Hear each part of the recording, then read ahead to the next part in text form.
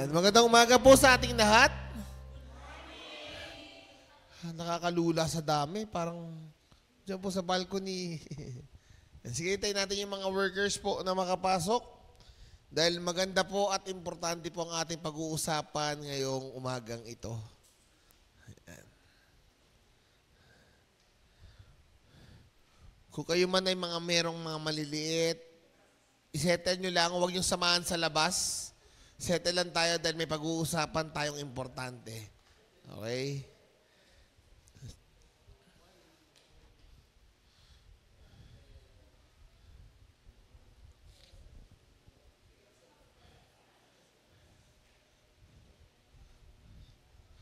Ayan.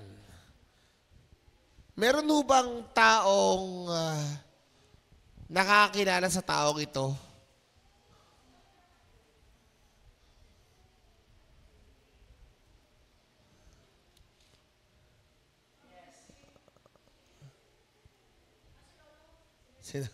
Magkamag-anak pala tayo. Ito po ay ito po ang may-ari po ng Jollibee. Siya po ang may-ari ng SM. Alam niyo po ba si Henry C. po ay Henry C. Sr. ay isa po sa mga taong sobrang naging tanyag sa Pilipinas dahil sa success na nakuha niya. Ano po ba yung pagmamayari niya? Robinson. BDO, kanilang BDO, kanilang SMDC, kanilang, kaya Ramon ang yun, di ba? Lusutan pala, oh. China Bank, correct. Alpha Mart. NU kanila, lolo pala ito na Eco. NU, tsaka ni Andre. So, kilala yan si Lusutan. Si Lusutan tuloy. Si Henry C. Henry C, nung sinasabi po sa akin nung isang nagtrabaho sa kanya, Henry C. is one of a visionary.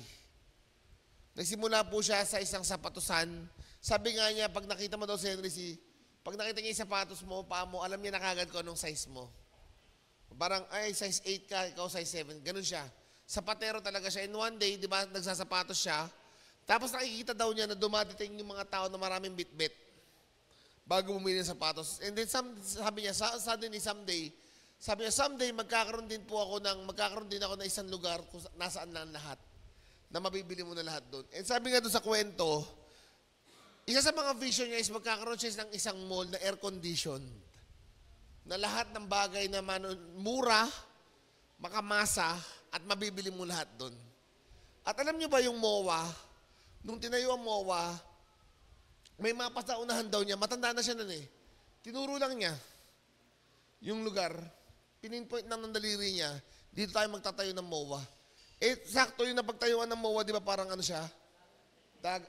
Parang part ng body of water. So talaga nag-landfill talaga sila doon para mabuo. And when you see that Mr. Henry C., nakita natin tanyag siya. Bakit kaya siya naging tanyag? Bakit kaya siya naging sikat at that time? Kasi nakita natin that Henry C. has a vision. Amen. Nakikita natin na si Henry C. meron siyang vision, ano ba ang magiging SM someday? Ano bang kalalabas ako someday? Actually, just last 2 weeks or last 3 weeks, magkausap kami ni Pastor Mark. And we're talking about sa business. And sinabi niya sa akin, mag-create ka rin ng vision mo. Pag-uusapan natin ng vision, mga kapatid, the vision is ito po yung ating long-term goal for the company o long-term goal for our group, long-term goal for our church. Amen? Ito yung long-term goal natin. At gusto ko malaman sa inyo, ano bang long-term goal natin? Di ba? May long-term goal ba tayo? Alam natin, meron. Meron tayong long-term goal, pero hindi tayo aware. Sabi nga natin na minsan nandiyan na yan. Nasa paligid na natin yung vision natin, pero hindi po natin ito alam. Amen ba? Amen po ba? Pag sinasabi natin vision, ito po yung tatahakin natin. Ito yung mangyayari sa atin in the near future. Amen? At pag-uusapan natin ng vision, alam niyo ba yung vision statement natin? Ayun, alam pala nilang nasa likod. Memorize ba natin ang vision statement natin?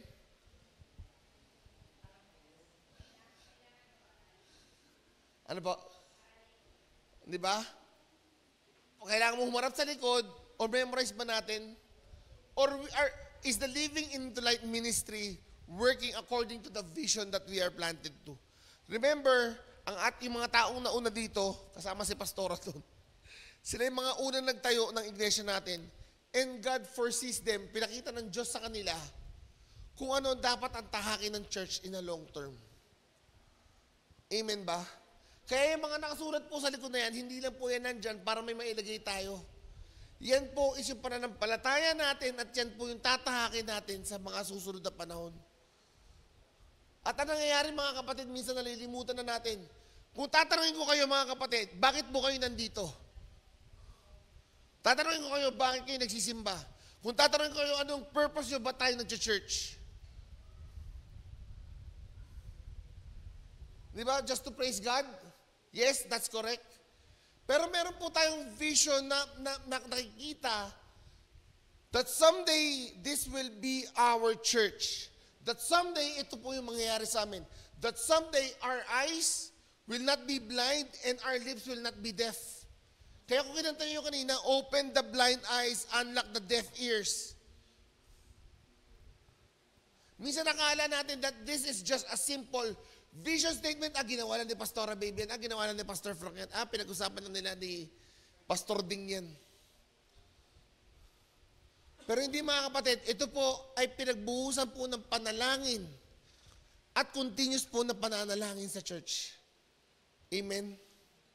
Kaya kung ito pong pag-uusapan natin ngayon mga kapatid, ay hindi natin iti-take personally, hindi ko na po alam paano pa tayo lalago sa iglesyang ito kung mismong sa vision statement natin is hindi natin makita that we are a part of it. Na tayo ay kasama po doon. Ang vision statement ay hindi na para kay Pastor Mark, hindi na kay Pastora Baby, hindi na kay Sister Andrea, kundi ang vision statement po na yan ay para po sa ating lahat. Kaya ano, pinag-uusapan namin na Pastor Mark, ano ba magiging topic? Sabi ko, prayer tayo muna. Bakit prayer? Malalaman niyo din po mamaya bakit prayer ang ununa natin. Anong second tip natin? It's all about the vision. Kasi sinabi po mga kapatid, kung bubuksan natin, mag-jump na ako, sa Proverbs 29 verse 18. Anong sinasabi? Where there is no vision, the people perish. Blessed is he who keeps the law. Remember mga kapatid, lumakad man tayo dito ng diretso kaya sa tindahan. Kahit si Nanay Pisina pa yung kalaban mo, kung nakapiring ka at wala ka nakikita, kailan ay pisina ako. Alam niyo ba gaano kahirap ang maging bulag? Hindi man ako bulag, pero naranasan niyo na ba yung sa malalabong matang sobra? Pastora, mahirap? Wala kang makita? Hindi mo alam ano nalakaran mo, si Mami Karing, sabi nga nung time na yun, nadadapa, tama ba ako Mami Karing? Sambales doon, nadadapa. Bakit? Kasi hindi niya nakikita. Kasi wala at kulang ang kanyang vision.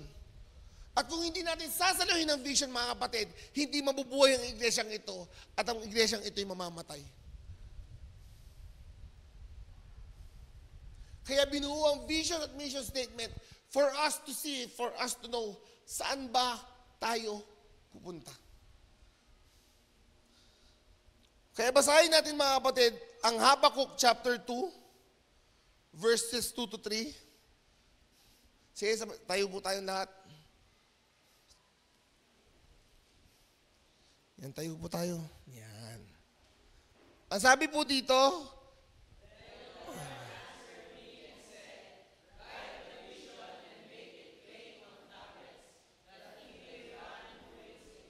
for the vision,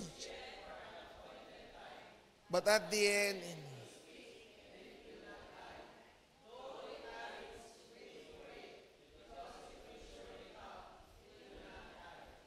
basahin naman natin ang Tagalog. Ito,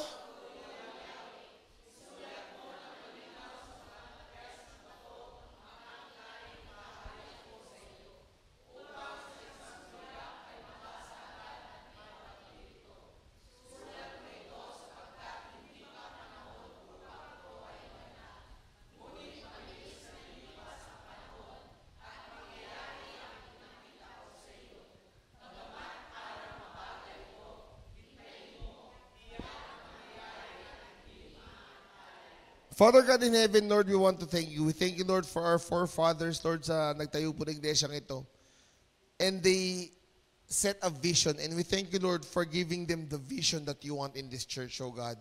And I pray that everyone will understand, everyone will listen, and everyone, Lord, will take it into their lives. Kaya Lord, maraming salamat sa umagang ito. To you we give all the praise and all the glory. In Jesus' mighty name we pray. Amen and amen. Palakpakan natin natin, Panginoon. Sinabi dito, ito ang tugon ni Yahweh. Kasi nung panahon na yun kay Habakuk, may mga tanong siya. First question and second question, yung nagtanong siya dahil walang katarungan. Marami siya tinatanong. Pero sinabi ng Panginoon sa kanya, itutugon ko sa kanya, isiulat mo ng malinaw. Sa mga tapyas ng bato, ang pangitaing ipapahayag ko sa iyo upang sa isang sulyap ay mabasa agad at maipabati dito. Makita natin sinabi itong isulat ng malinaw. Malinaw ba yung nakasulat sa taas? Sa tapyas ba ng bato? Hindi. Kasi nung panahon na yun, wala pa namang tarpaulin. Di ba?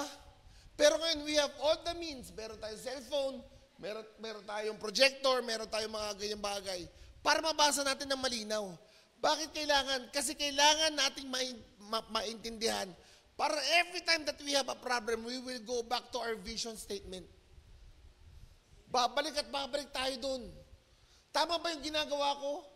Ito ba yung ginagawa ko ay naaayon sa vision ng church? Pag nababasa pa ito ng ibang tao, sasabihin na, ganyan ang ginagawa ni Sister Joanne. Kaya pala. Kaya sabi natin dito, when we say, the vision statement should be alive. Anong title natin ngayon?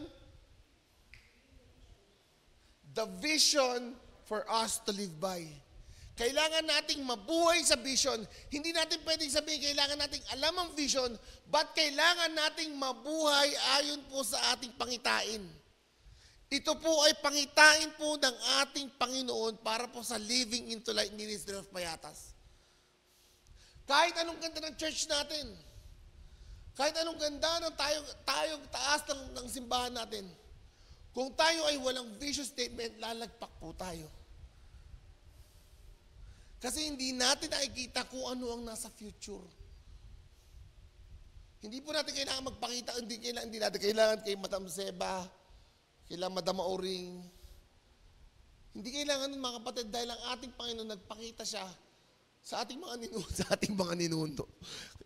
Kay Pastor Frank, kay Pastora Baby, tsaka kay Pastor Ding. Binuo nila yan. Nabuo yan sa tulong po ng ating Panginoon. Amen? Kaya pag titignan natin dito mga kapatid, na unang-una, sa unang point natin, dapat number 1, is yung Proverbs 29 verse 18. Na kailangan po nating magkaroon ng vision. Kasi kung hindi po natin nakikita ang dadaanan natin, pwede tayong bumagsak. Tanong mo sa katabi mo kung gusto niya matapa. Tanong mo sa katabi mo. Sagutin niyo.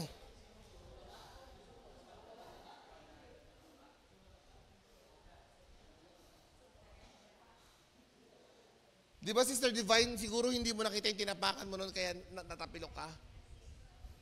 Nadisgrasya ka.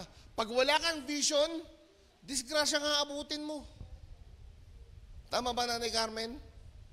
Di ba? Tayo ba, mga kapatid, is buo bang vision natin? O tayo lang yung mga Kristiyanong, Lord, wala akong gagawin ngayon, walang birthday ngayon, walang birthday sa buong kamag-anak ko, kaya mag-church ako. Tamaan na po ang tamaan, mga kapatid. Pero kailangan po nating maintindihan.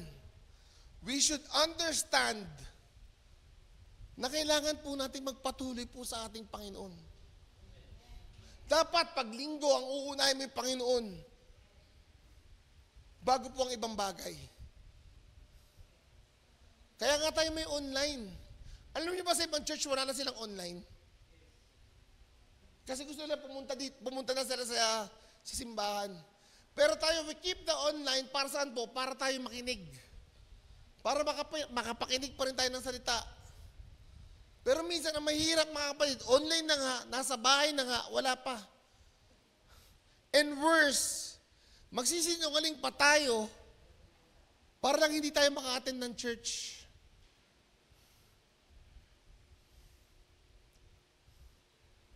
Amen ba?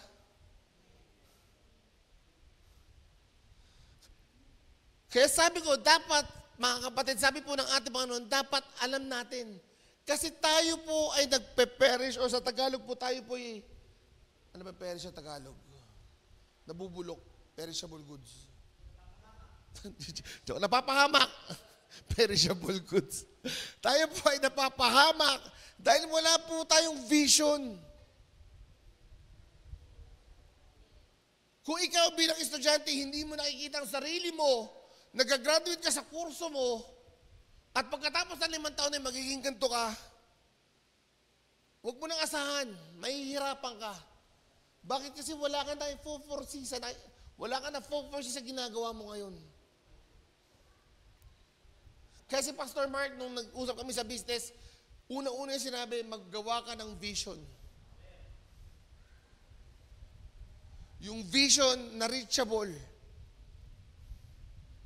Di ba ang DM Ferrer may vision din sila?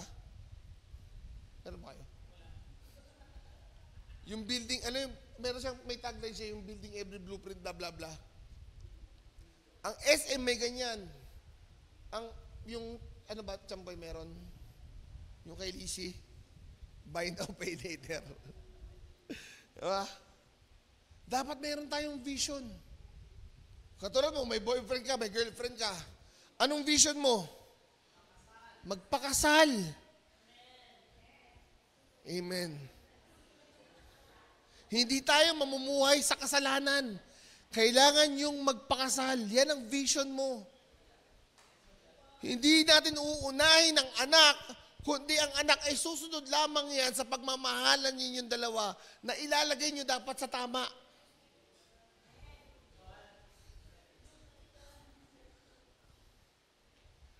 Amen ba? Dana? Kaya nakakatuwa lang mga kapatid. Isa-isahin natin ngayon sa vision statement. Ano nakalagay po dyan sa una? To be a responsible. Sa Tagalog po, isang responsable. Alam mo yung sa baba, naalala ko ng bigay sinabi ni Pastor Dave, okay na naman gumamit ng ChatGPT. Hindi ko na isa-isayan. Inano ko sa ChatGPT kung anong Tagalog nung buong vision statement. Isang responsable ba tayo? Oh. Responsable ba tayo? Minsan kasi responsable tayo magulang, responsable tayong anak, pero hindi tayo responsableng Kristiyano. When we talk about being responsible, mga kapatid, responsible, sabi sa Luke 16:10, whoever can be trusted in very little can be also trusted with much. And whoever is dishonest with very little will also be dishonest with much. Ang importansya po dito mga kapatid sa verse na to is yung pagiging responsable natin sa maliit o sa malaking bagay. Tanong ko, baka ngayon nandito ka, mamaya nasa inuman ka na. Marami po ako nakikita ng members dito mga kapatid. Nakikita natin, nandito okay sila, pero pagdating sa labas, iba. May sumasayaw, hindi ko sasabing mali ang pagsayaw. May gumigewang. Paano natin mapapamuhay yung testimony natin, magiging responsable tayo mga Kristiyano, kung ikaw mismo hindi mo kaya panindigan kung anong pananampalataya mo? Kailangan natin panindigan yung pananampalataya natin. Kahit magalit na si kapitan, kahit magalit yung kapitbahay mo dahil hindi ka umiinom, yan ang pananampalataya mo, panindigan mo ang pananampalataya mo. Kasi hanggat hindi ka nila nakikita nagbabago, hindi nila makikita ang totoo ang Diyos. Because you are a reflection of God in their eyes. Naintindihan natin? Kung ang luma natin ginagawa, hindi pa rin natin binabago, at nananatili pa rin tayong ganoon sa dati natin estado, mga kapatid, maniwala ka, wala kang maaakay ni isa. Especially ng kakilala mo. Especially ng loved ones mo. Bakit? Kasi nakatingin sila sa'yo. Pwede lang sabihin sa'yo, ba't ikaw? Isang rason ba't hindi ako nanigarilyo? Kasi nung tumanda na ako, ang tatay ko hindi na naninigarilyo. Pwede niya na akong balikan. Pwede niya sabihin sa akin, huwag ka manigarilyo. Pero choice kong hindi manigarilyo. Kasi isipin niyo na lang anong buhay ko ngayon kung naninigarilyo pa ako. Partida, wala pa akong bisyo. Di ba? Pinili. Kasi meron na may susumpat sa'yo.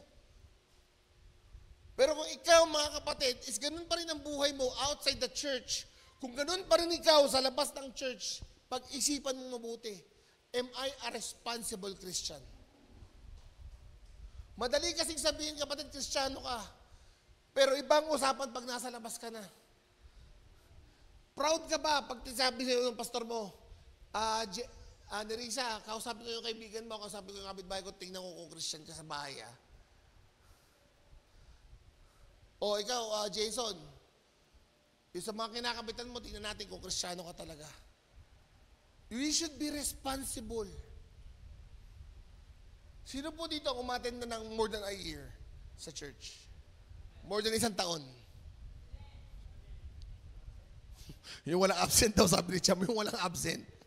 Kahit may absent, sige, yung matagal na sa church. So halos lahat tayo matagal na tayo sa church. And on that long time, we should be responsible enough na. Siguro yung napakinggan natin, hindi mo naman pwede sabihin kulang. Nangyayari lang is hindi natin ginagawa because we are not responsible. Pangalawa, self-reliant. O sa Tagalog ay may sariling kakayanan. Alam niyo yung parable of the talents? Yung may sarili siyang kakayanan, yung parang pinagkatiwala sa'yo ng Panginoon, yung talentong ito, anong gagawin mo? Sarili mong diskarte. Pero sa church, mga kapatid, we are being self-reliant, but we are being trained to be self-reliant. Naalala niyo yung Restaurant 10?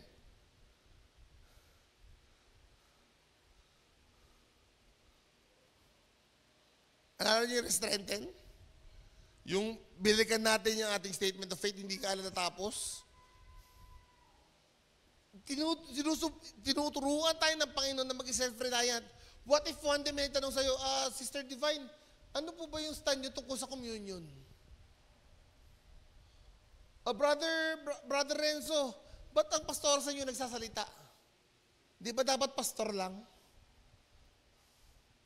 O Sister Joanne, ano ba ang Trinity sa inyo? The statement of faith is the very foundation of this church. Kaya natin pinag-aralan yan para someday on your own, you can stand alone and being a responsible Christian, you know how to defend your faith. Can we defend our faith? Okay lang pa magtawag. Ay, wait lang, ano ba number ni Pastor Mark? Pastor, may tanong po sa akin dito, bakit daw ganito? Especially this upcoming activity ng youth na mag-evangelize. There will be, ako naniniwala ako that there might be some questions that will be asked. Can we defend it? Pag sinabi lang, tao lang si Jesus Christ, can we defend it? Pag kinausap ka na isang ministro, at sinabi sa'yo, tao lang si Kristo, siya nga nagsabi, sapagkat ako'y tao lamang. Hindi mo naman pwede sabihin iba yung Bible mo. Di ba? Kaya na ba nating depensahan? Amen. Being self-reliant. Ito mga kapatid, ito yung mga tanong lamang sa inyo. At kung napapansin mo, hindi pa ako self-reliant, we can help you at the best that we can. Matutulungan namin kayo.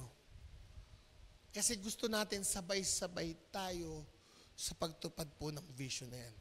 Pangatlo. Alam mo lang ba?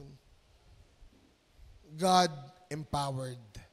O sa Tagalog po ay pinangungunahan ng Diyos. This verse emphasizes empowerment of the church through the Holy Spirit. Just like what Acts 2, yung sa Acts 2, yung bumaba ang Santong Espiritu. And we know that if we are in the church, we will be God-empowered. Baka naman pag binitanong sa'yo, ay Sister Carmen, pag-pray mo naman yung pagka, ba't pa ako magpipray? Naalala ko tuloy. Tumatawa si Pastor Mark. Kasi may birthday sa somewhere down the road. Tapos may mga Christians naman doon. Tapos sinabi, pag-pray mo naman yung food. Ayaw nilang mag-pray. May pagkain naman. Mahirap ka mag-pray ng food na wala namang food, di ba? Pag-pray natin yung food, Pastor, ano pong pag-pray? Puro upuan po't mesa po itong nakikita ko. May pagkain naman. Masarap naman yung pagkain. Ang tanong, bakit hindi ka makapanalangin? Meron pa ba ditong nahihiya mag-closing prayer? Sino ba closing prayer natin ngayon? Alam ko yan, mag-pray yan. Nahihiya pa ba tayo mag-pray? Baka pag ano, ako pa naman hilig ko, katulad kay Eunice, nagulat si Eunice sa akin. Si Eunice, isa pinsan ko po. Eunice, pag-pray mo nga ako. Ginanong ko siya. Ha? Bakit?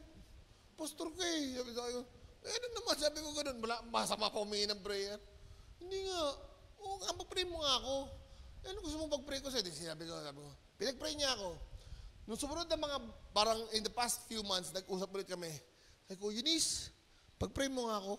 Pumikit na lang siya. Nag-pray na siya. Sabi ko, yan ang tama. Pag pinag-pray ka, pag-pray mo. Di ba? Pag pinag-pray ka, mag-pray ka. Because prayer is you talking to your Lord, you're talking to your Father. Para pag sinabi ko kay Giselle, sabihin mo naman sa tatay mo, may project kami, Hindi ako parang hirap rumekta. Siya na anak. Anak ka ba? Oo, siya. Ay, naku, yung diary. Na siya yung anak, madali siya makakalapit. Marami sa atin minsan na lang matakot sila mag-pray. Kasi akala nila magkakamali sila. Mga kapatid, when you pray, you don't need highfalutin words. Hindi mo kailangan na malalim. Marubdob po kaming sumasamba sa iyo, Panginoong Jesus. Hindi nyo kailangan ng ganun. May mga pastor na ganun. Pero that's how they express. Pero hindi mo kailangan gayahin. Kung Taglish, kung Bisaya, kung Ilocano, pwede natin sabihin yan. Because we are God-empowered. We are God-empowered, mga kapatid. At tandaan natin, ang Espiritu ng ating Panginoon ay sobrang ganda. Yung mga gift. Di ba? Ano ba mga gift natin? Mga gift. Love, joy, peace. Di ba? Marami. Kaya pag sinabi natin sa vision natin that we should be God-empowered. God-empowered church. Isa na lang yan, responsible, self-reliant, and God-empowered church. Ang tanong ko, ganito na ba kayo? Ganito na ba tayo?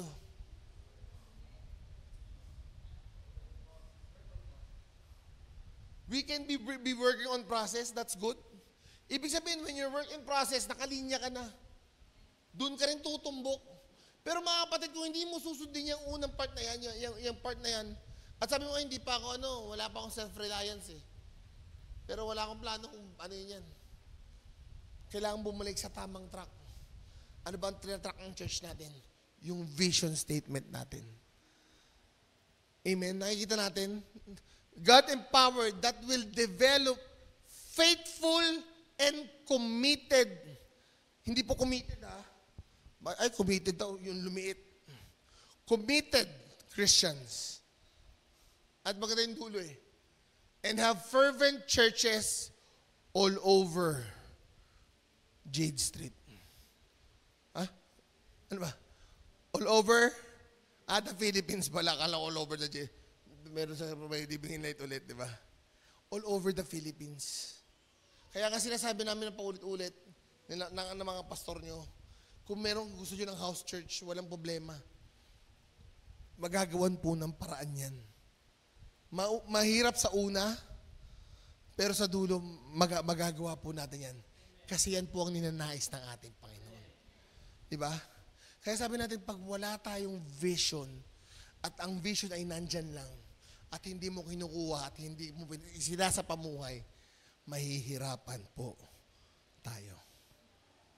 Amen. Nakasando kasi ako eh. Pero mga na isang something na pwede iba to. Huwag naman cellphone ko. Something na pwede iba to. Pero naman towel. Yan. Yung towel po ni AJ, for example, ito yung vision natin. Binato sa ni Pastor yung vision. Sinalo ni Ate Jenny. And Ate Jenny will use it. And Ate Jenny will live by on it. Naintindihan nyo? When you catch the vision, you should be using the vision. Amen. Kunwari si Kuya Michael, sinalo niya. Alam mo dapat yung vision ng church. At he will use it and he will live by it. Kunwari kay Ate Giselle, nasalo niya Ate Giselle, you should use it and you should live by it. Amen. Kunwari kay Brother Charles, perfect pass. Pati mo hindi niya tinanggap, pinapasa niya sa iba. Ayoko yung vision, Pastor, kay Giselle na lang. Kaya may punto naman si Brother Charles dun eh. Eh paano kung ayoko? Hindi pwede. Because the living in light, thank you AJ. Because ang living in light, we live in the vision that we have. Paulit-ulit ko sasabihin ito mga kapatid kasi yun dapat ang mangyari. To have fervent churches all over the Philippines. And how can we do it? We should be responsible, we should be self-enlightened, we should be God-empowered. Amen? When you catch the vision, gusto ko sana itong polo ko, igagano ko tapos isusot nyo eh. Kaso wag masyado ko macho. Yung six packs ko makikita. Na pag sinuot nyo, you should be living by it. Paano pag sinabing live? Kakain ka, pupupo ka, matutulog ka, maliligo ka, kasama mo yung vision statement. You will live in God's glory and you will live according to God's will. That's the vision. Amen. At ako naniniwala ko mga kapatid, pag ginawa natin na sabay-sabay yan, yung mga upuang pakanting yan, magkakaroon pa ng mas marami mauupo dyan. Kasi kung hindi yan ang plano mo, kung wala sa plano mo sumunod sa vision statement, mahirap man sabihin pero parang, ba't pa tayo nag-church? Para saan pa yung pag-church natin? Para saan pa? Pangatlo, pangatlong base ni Pastor we must work out on our vision. Babasahin natin basahin natin yung verse. Sa verse 3. Hup, hup, yan. For the vision is set for an appointed time, but at the end it will speak and it will not lie. Though it tarries, wait for it, because it will surely come. It will not tarry. Hanggat hindi pa dumarating yung vision, sabi niya, mag-antay ka. Why do we need na mag-antay? Why do we need to work out on our vision? Kung sinasabi ng ating Panginoon ay mag-intay. Kasi unang-una, alam niya, bagamat parang mabagal, hintayin mo. Mga kapatid, when we talk about the vision, it's a proper change in our life. For God develops us from glory to glory. Dati, umaattend ka lang Sunday, tapos bigla umaattend ka na ng Wednesday, tapos umaattend ka na ng prayer circle, tapos nagpa-disciple ka na. Unti-unti. Hindi man makikitang mabilis, pero unti-unti ginagawa mo. Unti-unti nagbabago ka na. Yun sinasabi niyang intayin mo. Pero sinasabi nila, Pastor, bakit po? Ba't sinabing wait?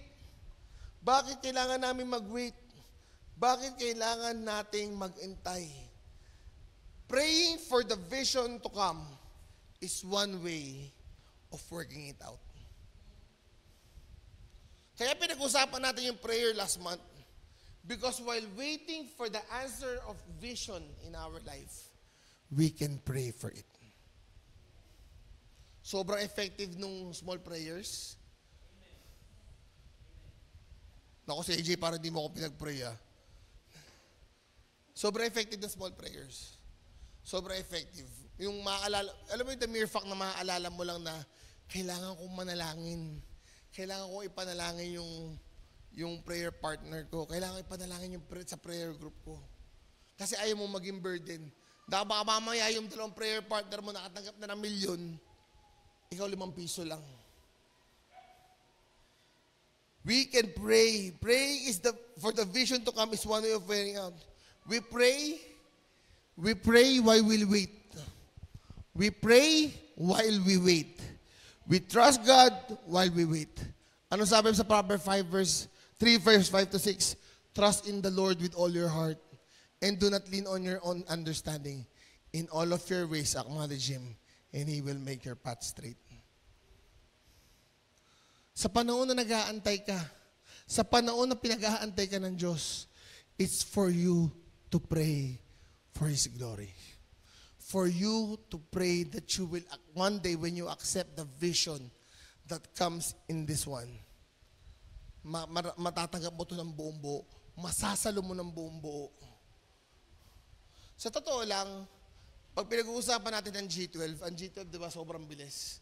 Pero ang G12 talagang one thing that they manifest is yung vision talaga. For them to make disciples of all nations. Bring one, teach 12. Bring one, teach 12 dapat, di ba? Kailangan makabuo ko ng 12. Nalala niyo yun, yung panahon na nag-G12 tayo? Naku, tatatlo pa lang, meron pa ako, kailangan ko pa ng siyam. Tatatlo pa lang yung kasama ko dito sa cell group ko. So mula doon, yung drive nila, for them to meet the vision, is lumalabas. Lumalabas doon yung kailangan magawa ko to.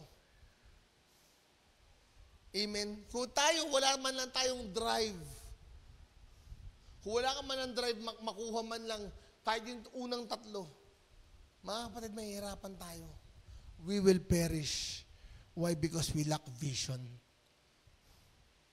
Subukan nyo na lang sa bahay nyo, gumawa kayo ng trabahong bahay na lagi nyo ginagawa, pero magpiring kayo ng mata. Ewan ko kung may matapos kayo. Kailangan nating makita. Kailangan nating ma-visualize. Bakit? Anong sinabi ng Panginoon sa Tagalog? Nagtagalog si Lord, sabi niya,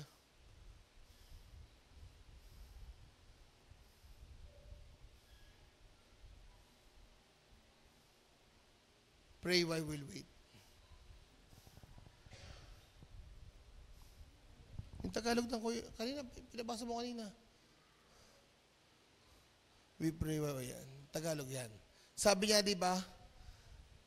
Ito itong pangyayaring ipapayag upang sa isang sulyap ay mabasa agad. Para mabasa agad, isulat mo ito. So alam na natin yung vision natin. We should memorize it and take it to our heart. Kasi mabilis lilipas ang panahon. Akala mo, ngayon ka na nagpe-pray, pero dahil sa bilis ng panahon, makikita mo na, ay, ano na pala ako? Tawag dito, ma-attend na pala ako ng Wednesday service. Ma-attend na pala ako ng Saturday ng circle. Sino mag-aakala, nag-workers convention lang? Ngayon, ber na naman. Lumabas na naman si best friend. Si Jose Marichan. Di ba? Masaya na naman ng mga bata. Problemado na naman ang matatanda. Panahon na naman ang labasan ng mga malulutong na pera. Si Jan Boy may sa malutong na pera eh. Diba? Ano sabi? Mabilis ang panahon. Pangalawa, pag nagkaroon tayo ng pangitain, is hindi ito pwedeng magkamali. Ngunit mabilis ang lipas sa panahon at mangyayari ang ipapakita. Bagamat parang mabagal, hintayin mo. Tiyak mangyayari at hindi ito maaalintana. Hindi ito pwedeng mapigilan ng kahit sino man. Kung ang vision natin, mga kapatid, is for us to be responsible, self-reliant, and God-empowered church, hindi ito maaalintala. At hindi ito pwedeng maging mali because the vision that comes from God will never, ever lie. Hindi po kahit kailan magsisinungaling ang Diyos. Amen? Kaya dapat pag nakita natin na ito ay sinabi na ng ating Panginoon, hindi ito magkakamali.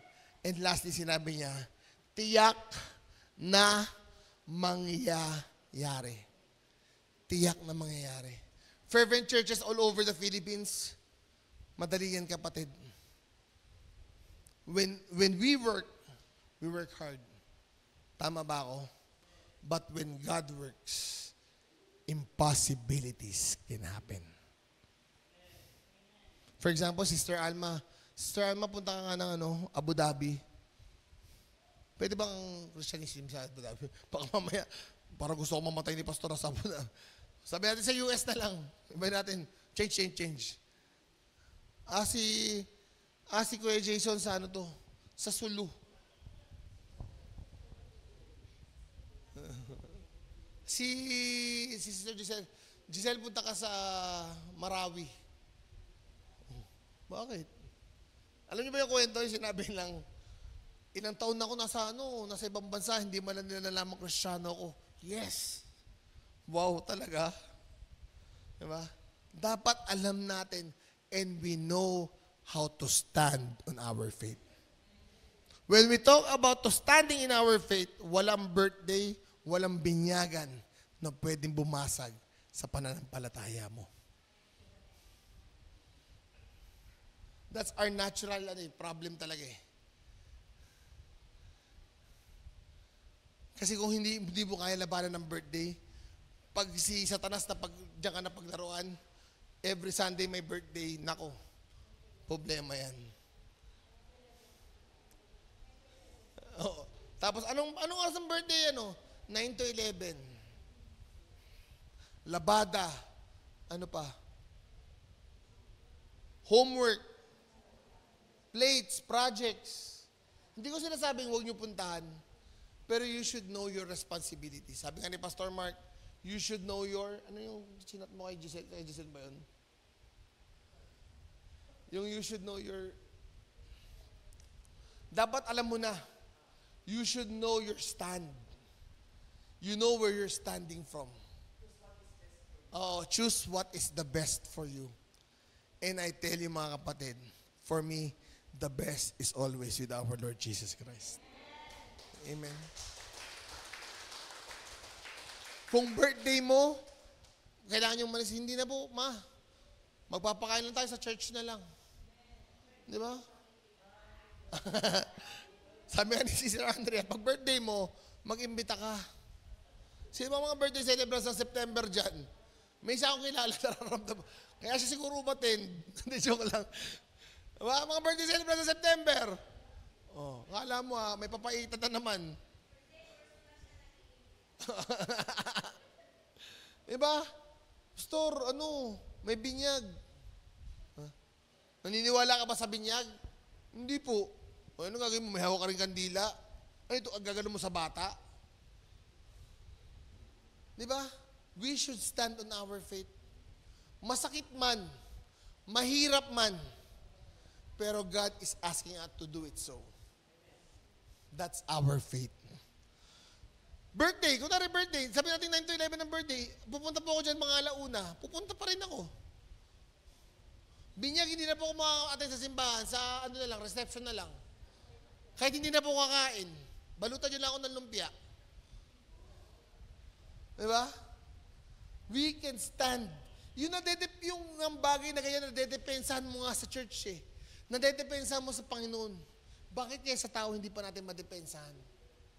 Kaya nga sabi namin sa workers, nung nagkaroon ng workers meeting, anong papayagan natin? Kasi di ba may ibang hindi naman, ang parents hindi naman Christian. Anong stand natin? Pag ang magulang ang nag-birthday, yung first ano ba yun? Immediate family member nag-birthday, sige. Walang problema sa amin yan. Si Ate Jenny, nag-birthday po yung nanay ko. Sige, wala tayong magagawa. Nanay mo yun eh. Basta immediate family member. Sabi mo, Pastor, nag-birthday po nung nanay ko.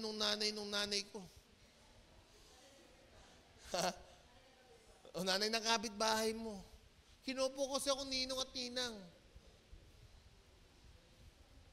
We should start living in our faith. And we should start living according to the vision. Pwede ba akong magbigay ng assignment na i-check ni Pastor Mark next week? sana ma-memorize natin yung vision statement natin. Lalatagan ko po kayo ng meron po akong Tagalog dito. May Tagalog ako, pwede ko i-send sa Facebook nyo. May Tagalog ako, may English. Sino gusto ng Bisaya? Madali lang sa ChatGPT yan eh. Ha?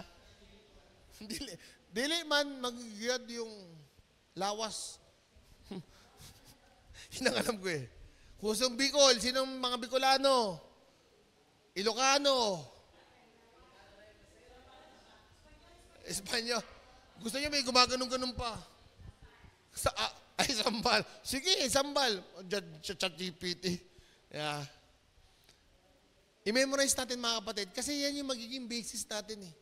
Pag tinanong tayo ng ibang church, ano bang vision statement nyo? Vision statement namin, titignan ko muna sa cellphone ko, Pastor. To become responsible, self-reliant, God-empowered church that will develop committed and faithful Christian and to have churches all over the Philippines. Fervent churches all over the Philippines. Amen ba? Napaka-light, pero kailangan nating patotohanan at kailangan po nating isama sa paghinga natin to because that is our vision. Alam niyo yung fervent churches all over the Philippines, it will follow. Niwala kayo. Susunod yan. Basta makita natin, basta makita ng Diyos, itong Living into Light Ministry of Payatas, iba na kasi pangalan natin. Itong Living into Light Ministry ng Payatas o itong Lilmi, ano na sila, responsable na, self-reliant na, at na-empower ko na sila. So, pwede na silang magtayo na ibang church. Yung ibang church ka, nakakapagtayo na ibang church eh. Di ba? Yung maliliit na church, nakakapag-church plant. Anong pa kaya tayo? Amen? May mga leaders na tayo dito. Di ba? Pastora Divine, Pastora Nerissa, Pastora Alma. O, di ba? O si Pastor Cham, nakapikit. Ayaw niya akong tingnan. Baka, wag ako. Amen ba? Kasi kailangan nating mabuhay sa vision natin. Kaya sinasabi ko kala Pastor Mark, ang next nating topic is yung vision natin. We need to have the vision in this church. Amen ba? Tanong mo nga sa katabi mo, ready ka na ba sa vision? Sagutin niyo naman. Yan din ang ano natin sa youth. Kasi sa youth, ang ano namin sa youth, nung last na nag-speak ako, one God, one faith, one us. One God, one faith, one us. We should be united in the vision statement. We should be united in proclaiming the word of our Lord. We should be united in everything that God wants us to do. Amen ba? Kailangan po sabay-sabay tayo at sama-sama po tayong magtatrabaho sa kaluwalhatian po ng ating Panginoon. Palakpakan natin ang ating Panginoon. Kaya ikaw, final challenge, kung ikaw sa tingin mo, sa bahay nyo, ay iba ang ugali mo, sa girlfriend mo, sa pag-aaral mo, iba ang ugali mo, i-double check mo na kagad. Baka sabihin nyo, si Pastor, pinag-iinitan ako. We are not here to judge you, but we are here to correct you. The only thing that we can do is to give you advice for you to be corrected. Kasi ayaw naming masabihan, si Giselle, sorry, ikaw yung nandyan eh. Si Giselle, ano naman yan ganyan-ganyan na yan. Pagka pupunta naman sa church, halos makita mo na yung panty. Hindi naman ikaw yun. Naka-crop top, kita mo na yung tiyan. Di ba? Nakapang-mime. Ay. Di ba? Ay, si Irish, ano yan? Pag nagsuot yan ng palda, sobrang taas. Hanggang belt. Hanggang belt, wala na pala suot si Irish. Hindi, joke lang. Diba? We should be an example. Amen? Ay, si Nante. Ano yan? Good ano yan? Magpapakasal na yan, sabi niya. Ano yan? Talagang, kinakapansin ko natin, magsabi natin, let's be responsible. Kasi gagamitin tayo ng Diyos. Kung wala kang plano magpagamit sa Diyos, hindi ko na alam. But all of us will be used by our God. Si Madam, just a red alert, kaya niyang i-conquer yan. Diba? Si Kuya Jason sa Area A, kagawad na to sa Area A, yata si Kuya Jason eh. Kagawad ka na ba? Parang lagi ka nandun eh. Let's conquer everyone. Let's conquer our places. Let's conquer everything based on the vision that we have. To have fervent churches all over. Sige. Ano muna tayo? All over Metro Manila muna. Tapos sunod NCR. Metro Manila, NCR. Luzon. Tapos Philippines. Okay ba tayo? To have fervent churches all over Metro Manila. Quezon City muna pala. All over Quezon City. So mag-plant tayo ng tayo ng churches. Lord, magkaka-church kami sa Cubao. Ang dadaling ko, Lord, sa Cubao si Princess. Si Princess ang gagawin gustong leader po sa Cubao. Pag nakasal na siya. Sana pala ni-record. Tapos sa bandang Project 7, siguro si Sister Ina. Ayan. Magtatapatan sila ni Dr. Dave. Sobra Peña. Amen. But, kidding aside, we need to work really for the work of our Lord. Amen. Amen ba? Kaya alam mo, sa totoo lang, lastly, ano wala? Sa Ate Manang? Ayun pala sa Ate Manang. Natutuwa ako sa totoo lang nung last na nag-challenge ako na gusto mag-held ng cell group. Pumunta si Ate Manang. One thing na sobrang lumundag ang puso ko. Bakit? Kasi even, kumbaga kahit sino ka man, basta sinabi ng Diyos na gagamitin ka, gagamitin ka. Sabi ko, pagtawanan niyo man si Ate Manang, sabihan niyo man may mali siya sa sinasabi niya, pero once na binigay niya ang buhay niya sa ating Panginoon, mag-iiba ang lahat. Amen. Final challenge. Live with a vision. So mamaya kung magsi-cell group man kayo, may mga tanong lang po ako. Dalawa lang ito. Do I know the vision of the church? Ay, sinabi mo na, pastor eh. Diba? Number 2, do I faithfully follow the vision of the church? Let's just be honest. Ang gusto ko lang mga kapatid, maging honest tayo. Kasi wala tayong maitatama kung nagsisinungaling tayo. At walang maitatama kung hindi natin sasabihin ng totoo. Amen. Let's all stand.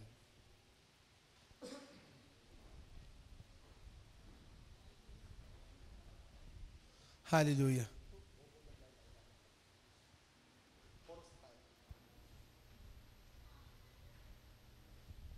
Father God in heaven, Lord, we want to thank you.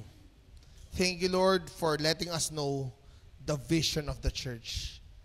And Lord, help us to live by according to the vision that you've given this church.